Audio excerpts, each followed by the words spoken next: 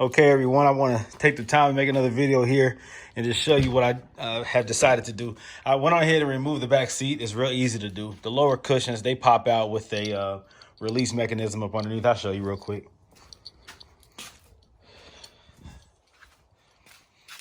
This right here is the underside of one of the rear seats.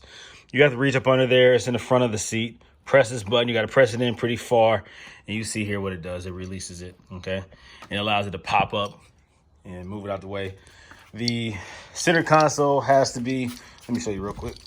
The center console pops up. It has these things right here. 1, 2, 3, 4.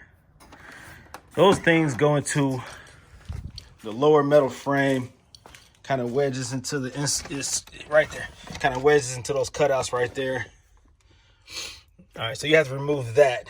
Reason why you have to remove the center console, it pops up and pulls out. Reason why you have to remove it is because you have to get access to this hole. This is a 10 millimeter screw. And then these right here, these are two 10 millimeter nuts that have to be removed. You get access to those when you remove the cushion, the lower part of the seat. You get access to this one when you remove the center console. Again, you have to pop it up. I kind of had to pry this one up. Get just something flat, a flathead screwdriver, or one of those plastic body panel removers, or something flat, and stick it up under there if it is difficult. Don't break them. Just pry it up and it pops out of place, okay? Don't break them. Let's see. I want to touch up on something regarding Mercedes engineering. This is why I love Mercedes so much. One of the many reasons why I love Mercedes so much. They think of everything. These cars are known to be quiet on the inside. All those car audio guys have heard of Dynamat. Well, this is the same concept, and this probably came out before Dynamat did. This is a sound deadening pad. Most cars, when you remove the seats, you see the metal frame. Not this car. You see this dense padding right here? This is some serious stuff here. It's the same concept as Dynamat. It isolates rattle, sound. You know, that's why the cabin is so quiet in a Mercedes, because they put this kind of material in there. This is excellent. They have some of this inside the trunk in certain spots, but it's up under the seats. It's up under the, I think it's up under the carpeting in certain sections. I can't remember. When I disassembled the CL500 before, that's when I really fell in love with Mercedes. I said, man, they think of everything. I love them for that. Now, what I decided to do with that backseat removal, now you look at this thing in the middle, you might think, hey, I can just run some wires through there. No, you can't. Behind this back seat is the gas tank. We talked about that before. I think I put that in another video. But on the passenger side, or on the driver's side, if you pull this padding back, I see that there's clear access to the trunk. You see where it's located? This light is kind of giving a little blur, glare, I mean, but you can see it right there. Okay, so I decided to go ahead and cut that out. See, it was solid, just like this side. But I realized from the back that I could puncture through, right? And in the opening is right here. There is a factory cutout right here, and all you got to do is just cut this out right here so you can get access to it. I'm running my wires through there, if that makes any sense of what I'm trying to say. All right, so there's access on the driver's side behind the backing of the seat. Pull that out the way. Go ahead and put a hole right there, and you can run your wires through. So that saves me a lot of wire. Instead of running it full length to the trunk, running new wires from those connections all the way through the car, I just saved myself probably about 6 feet of wire. Okay, all right. So now I have access to my speaker wires. I found also a wiring color code or a diagram of a W220, which is the S-Class. Their color code is exactly as the W215 CL500 regarding the speakers that come out of the amp and run to the individual speakers. You have 5 sets of speakers here. You have the, well, there was 6 set because the rear subwoofer set, I pulled that out, don't need it.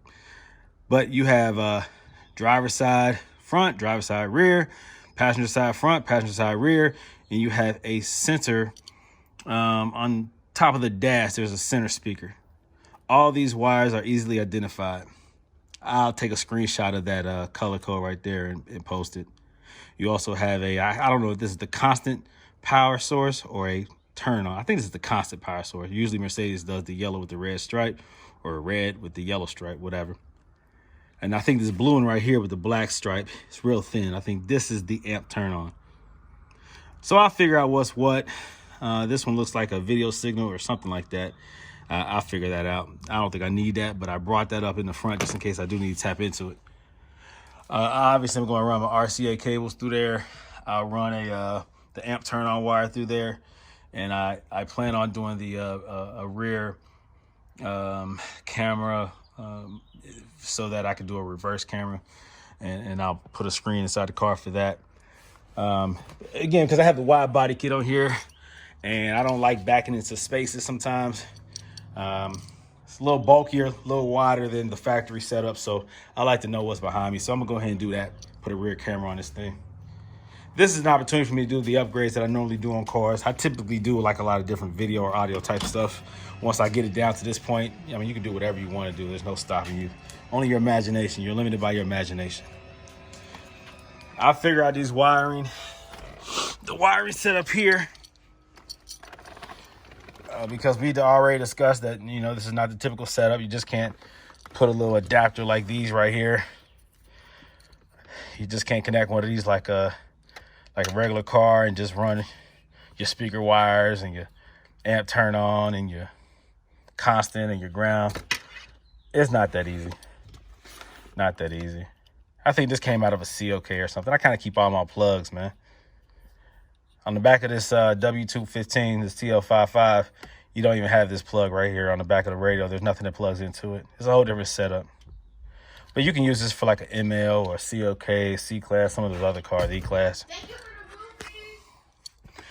All right, so I'm going to go ahead and keep you guys posted as I start making progress regarding this.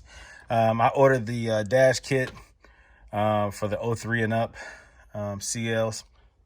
So when that comes, I'll play around with that. Right now, I'm just, you know, figuring out the wiring, what's what, getting things prepped and ready to go so that when I do get what I need, I'm able to go ahead and proceed forward. I can't wait to show you all the radio that I'm installing. Like I said before in one of my other videos, it's a very top of the line radio. I think it's a Clarion, not an Alpine. I think it's Clarion. It is really dope. It's really nice. It was their most expensive model a few years back, and I just had it and saved it, didn't know what to do with it. This is a perfect car to put something like that in. So I'm not, you know, changing the Mercedes and putting something janky in here, something cheap. I'm putting something very nice in here. I'm gonna try to do all, you know, high-end upgrades as I continue to modify this car. Make sure I'm not doing anything cheap, not cutting any corners, making sure I do everything the right way. I caught some flack with how I decided to remove the rear subwoofer. But again, I know what I'm doing. I've been doing this kind of stuff a long time. It's not a matter of preserving the car and making it, keeping it as original as possible. Not this car. Anybody else's car that wants to do that, of course, go ahead. It makes sense. You know, keep it as original as possible, or the ability to turn it back to factory so that you could sell it and nobody would know that you even did any kind of mods to it. That's fine. I respect that. But this is not that. I've been there, done that. I'm past that. Okay? Check it out. Remember what it is that I'm working on. It's a wide body CL55. It's not factory. Also, let me show you the pipes that came. You know these pipes right here. Let's see. I have a couple options. Well, the ones up there are squared. They're quad and they're squared. But these just came today and I like these a little better. Let me see. I know I'm giving you all a lot of information. Y'all probably like, dang, this video ain't gonna stop. Okay, here they go. Now these are kind of like AMG. They're oval, they're quad. Nice, you know, they're nice, man. They're welded properly on the backside. Now this adapter right here, I'm not gonna use this. These things right here to be able to add it to a 2 1/4 inch pipe. I'm not doing that. What I am going to do is remove that crap and just get them welded on. But it's a nice, it's perfect regarding the width. Again, the AMG factory quad pipes are the tips are too wide. They extend out probably like this far right here, and they will interfere with the cutout. I mean, with the rear diffuser. Okay, but these right here, these fit perfect. I think I have like 7.5, 8 inches wide to be able to play with, and these are perfect. These are like 7, I think. So they'll be able to go in there just fine, and it'll give it a nice look, nice factory AMG look. I'm gonna go ahead and do it because I'm tired of y'all telling me that they ugly. I like my pipes, man. They do stick out a little bit too far. They are big. They're 5 inches wide. I mean, good Lord. But you know, there you go. You know, but this wide body kit is designed to have something like that. You know, this kind of shape to it. Either one nice oval or square, or in my case, I'm gonna double them up. You know, it's gonna be a nice look. All right, so that's what I have going on. These are the wires that I don't need, but I decided to run them back here and just I'll zip tie them off. I'm not going to cut them because I think on the yellow car, it at some point got water damage, and those wires that I had cut got wet, and I still have fuses running to a lot of these wires. I don't want to start messing up the system by, you know, just haphazardly cutting without knowing what I'm cutting. And I don't want to start having electrical issues with my car. These cars are too nice for that. So again, not trying to cut any corners, trying to do things the right way. So I'm learning as I go. Again, I've done this, a more extreme version of this before, but now I'm just taking my time trying to remember what I did, mistakes that I made, so that I can do a better job this time around. All right, so that's what it is. I'm gonna do a video again on some other things with this car that I've done, some other modifications. I know a lot of you owners of these vehicles have had a lot of problems, and I did not record everything that I've done to this car and cars that I've done in the past, and so that's why I'm trying to record as much as possible now, just to help, you know, people out. But there's a lot of things that I've done that I just really wish I would have recorded. So sorry if I'm running on too long. I'm gonna go ahead and end this video now. And any questions, hit me up. But a lot of work left to do. I ordered a lot of wires. Again, that dash kit and a couple other things I ordered that I'm waiting on. So in the meantime, I'm just getting things prepped. Okay? I'll talk to you later. Be in touch. Y'all take care. Have fun with these cars, man. The weather's beautiful, but we're still on lockdown. So I might as well use my time wisely. All right? I'll talk to you later. Peace out.